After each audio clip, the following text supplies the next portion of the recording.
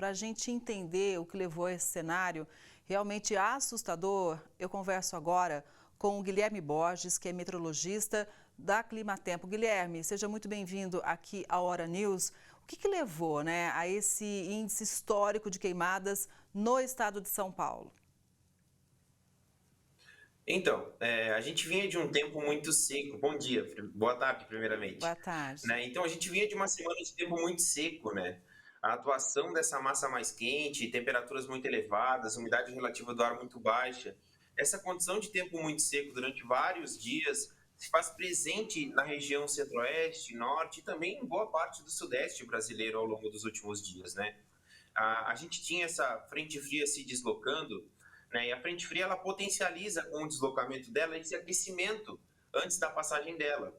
Então, esse cenário que se apresentou desde quinta-feira de queimadas extremamente importantes no interior paulista foi se acentuando ao longo da sexta-feira, né? Com esse tempo mais quente predominando devido ao deslocamento da frente fria. Ou seja, a frente fria ela vem empurrando, o próprio nome dela diz é uma massa fria. Então ela vem empurrando o ar quente, vem deixando antes do que normal.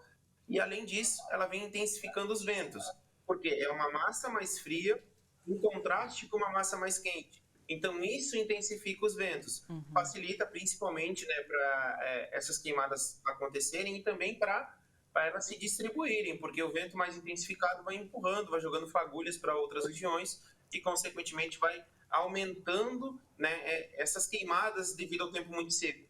Exato. Olha, era impressionante mesmo observar a força do vento levando fuligem, muita poeira, muita terra pelo interior de São Paulo.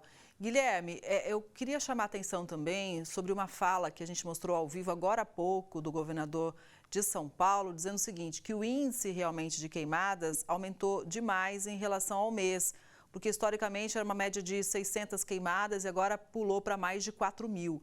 A gente pode afirmar, então, que isso também é um efeito da mudança climática ou não? Foi algum fator pontual que levou a esse cenário que realmente é uma tragédia. É muito triste a gente ver, inclusive propriedades rurais queimadas, animais mortos, moradores assustados, muita gente correndo para o hospital sem conseguir respirar.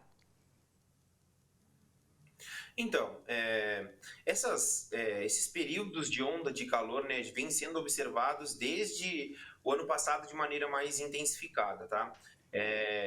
Quando a gente olha para esses períodos com temperatura acima da normalidade, a gente teve 9 ao longo do ano passado e teve 5 neste ano de maneira mais significativa. E é quando a temperatura, a gente passa por esse período muito seco e a temperatura foge muito do que é normal para essa época do ano, né? Então, sim, a mudança climática ela tem sim uma culpa, né? Porque a gente não pode descartar, porque esses períodos de onda de calor estão cada vez mais evidentes, cada vez mais presentes, e isso e a atuação dessas ondas de calor deixa o tempo muito seco, deixa a chuva muito irregular. E a gente sabe que o nosso inverno ele é caracterizado por um tempo mais seco em comparação às outras estações. E isso, como essas ondas de calor estão mais presentes e o nosso inverno já é seco, isso favorece principalmente para a intensificação das queimadas. E isso pode-se dizer assim, um processo da mudança climática, tá? Essas queimadas que o estado de São Paulo registrou agora, né, foi o maior índice em 26 anos, desde quando começou o acompanhamento dos focos de queimadas pelo Instituto Nacional de Pesquisas Espaciais. Então, não só o estado de São Paulo está com recordes. Quando a gente olha para estados vizinhos como o Mato Grosso, também está com recorde em relação ao ano passado. A gente teve o Amazonas também com recorde significativo nos últimos 26 anos. Infelizmente, essas queimadas são presentes nessa época do ano, mas elas estão muito mais generalizadas devido à atuação dessas massas mais quentes que estão presentes devido à mudança climática, sim. Olha, então pegando todo esse seu gancho, vamos aqui trazer uma reflexão para quem está acompanhando o Hora News. Isso significa, Guilherme, que assim como alguns especialistas disseram, olha, o Rio Grande do Sul ele pode, por causa das mudanças climáticas, ser atingido com mais frequência por enchentes, por chuvas fortes e tal. O mesmo a gente pode dizer em relação à região sudeste, mas de uma outra forma, ou seja, através de queimadas, diminuição inclusive de recursos hídricos. essa aqui pode ser a nossa realidade? O problema ser em relação ao fogo?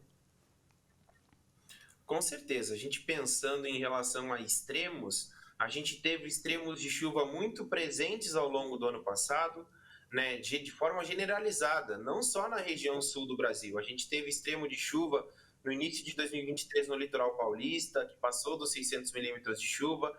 A gente teve no Rio de Janeiro mais de 300 milímetros lá em Petrópolis depois do segundo semestre de 2023. Né? A gente teve no início de 2024 chuva significativa em Petrópolis também.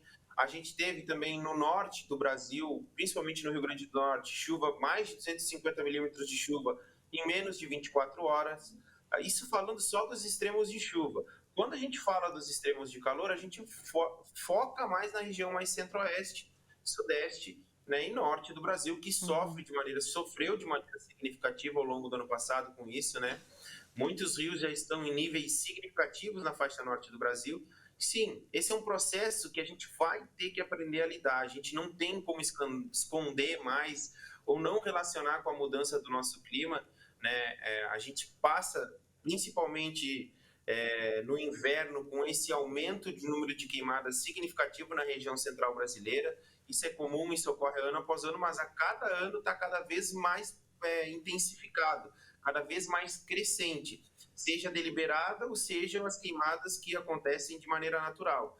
Isso vem ocorrendo cada vez mais, né, e infelizmente a gente foge do nosso controle porque às vezes o nosso clima ele está mais inflamável, pode-se dizer assim.